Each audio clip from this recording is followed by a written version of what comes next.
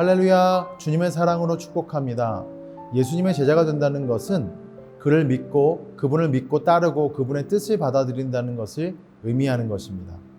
마태복음 16장 24절에 보면 아무든지 나를 따라오려거든 자기를 부인하고 자기 십자가를 지고 나를 쫓을 것이다 라고 말씀하십니다. 이것은 과거 이기적인 죄의 삶에 대해서는 철저하게 노라고 부인하는 것이고 예수님께 대해서는 예스라고 순종하는 것을 말하는 것입니다. 내적인 신앙은 외적인 순종을 동반해야 합니다. 철학자 키에르 케고르의 말처럼 믿기 어렵다는 것은 순종하기 어렵기 때문이다 라고 하는 말과 같습니다. 순종이 없다면 진정한 믿음도 제자도도 없는 것입니다. 오늘 하루도 말씀에 순종하며 실천함으로 승리하는 하루가 되시길 소원합니다. 오늘도 우리에게 주시는 하나님의 말씀을 함께 읽겠습니다. 예수께서 이 12를 내보내시며 명하여 이르시되 이방인의 길로도 가지 말고 사마리아인의 고을에도 들어가지 말고 오히려 이스라엘 집에 잃어버린 양에게로 가라. 가면서 전파하여 말하되 천국이 가까이 왔다 하고 병든 자를 고치며 죽은 자를 살리며 나병한 자를 깨끗하게 하며 귀신을 쫓아내되 너희가 거저 받았으니 거저 주라. 너희 전대에 금이나 은이나 동을 가지지 말고 여행을 위하여 배낭이나 두벌 옷이나 신이나 지팡이를 가지지 말라.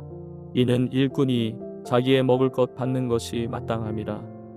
어떤 성이나 마을에 들어가든지 그 중에 합당한 자를 찾아내어 너희가 떠나기까지 거기서 머물라. 또 그 집에 들어가면서 평안하기를 빌라. 그 집이 이에 합당하면 너희 빈 평안이 거기 임할 것이요 만일 합당하지 아니하면 그 평안이 너희에게 돌아올 것이니라.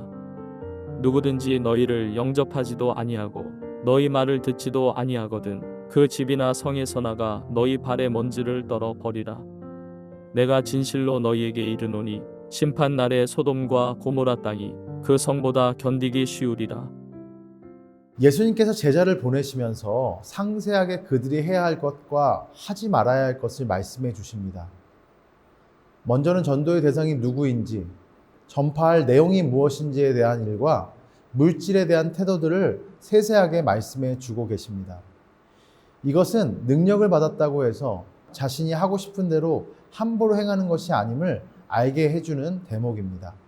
우리 5절과 6절 읽겠습니다. 예수께서 이들 12를 보내실 때 그들에게 이렇게 명하셨다. 이방 사람들의 길로 가지 말고 또 사마리아 사람의 고을에도 들어가지 말아라. 오히려 길 잃은 양 떼 이스라엘 백성에게 가거라. 이스라엘로 가라고 말씀하고 계십니다. 다시 말해서 세상에 잃어버린 자들에게 가지 말고 자기 집에 잃어버린 자들을 데리고 가라고 말씀하시는 것입니다. 예수께서 자신의 사자들을 이스라엘로 먼저 보내신 데에는 몇 가지 이유가 있을 것입니다. 첫째는 이스라엘이 하나님의 계획 안에서 매우 특별한 자리를 차지하고 있었기 때문입니다.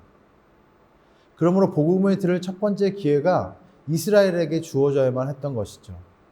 둘째로 제자들이 자기들의 노력이 분산되지 않도록 그것을 적당한 곳에 집중시킬 필요가 있었기 때문일 것입니다.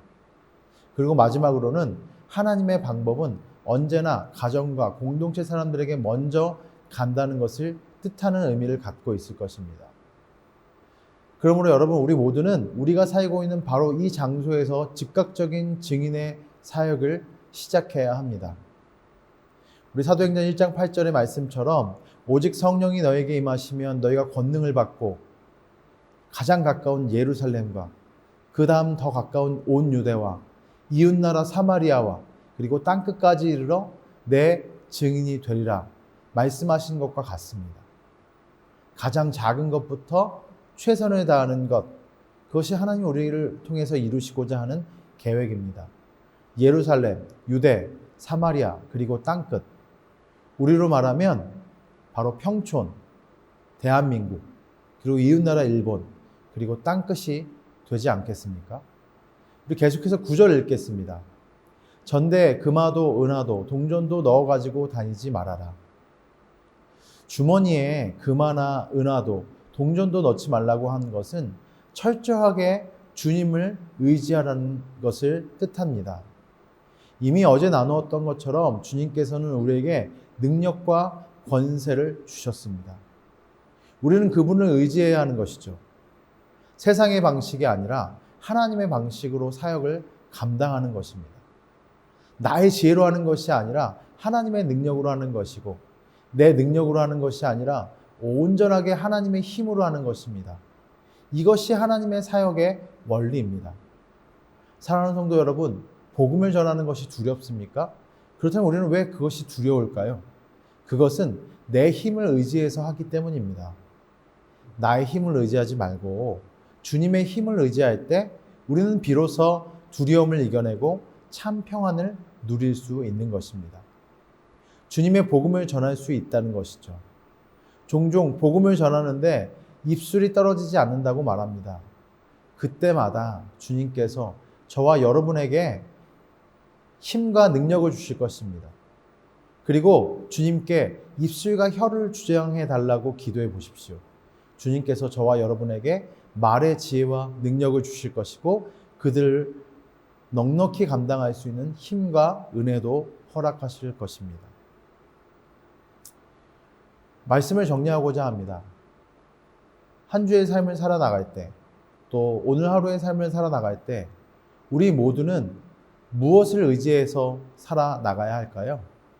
그것은 바로 하나님 앞에 온전하게 그 위임받은 제자로서 하나님의 온전한 삶들을 이루어 나가기 위해서 내 모든 삶에 최선을 다해야 한다는 것입니다. 나의 힘과 나의 능력으로 가는 것이 아닙니다. 전대에 돈을 채우고 금화와 은하를 채움으로 가는 것도 아닙니다. 오직 하나님이 주시는 힘과 은혜를 의지하면서 성령께서 주시는 그 은혜와 능력을 가지고 가장 작은 단위인 가정에서, 내 일터에서, 혹은 내가 속해져 있는 내 지역사회에서 점점 하나님의 지경을 넓혀가는 저와 여러분 되시기를 주님의 이름으로 축원합니다. 우리 함께 기도하시겠습니다.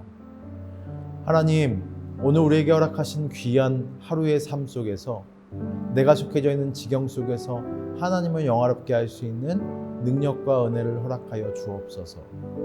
주님이 주시는 은혜와 소망 가지고 많은 사람들에게 온전히 복음을 전할 수 있는 능력과 소망을 허락하여 주시고, 가정에서, 또한 나의 일터에서, 속해져 있는 공동체에서, 내 지역사회에서 점점 하나님의 능력과 은혜를 가지고 지경을 넓혀나갈 수 있게 인도하여 주옵소서. 두려울 때마다 주님의 지혜 의지하고 주님의 능력 의지하며 승리해 나갈 수 있는 주의 백성들에게 인도하여 주옵소서. 예수님 이름으로 기도합니다. 아멘.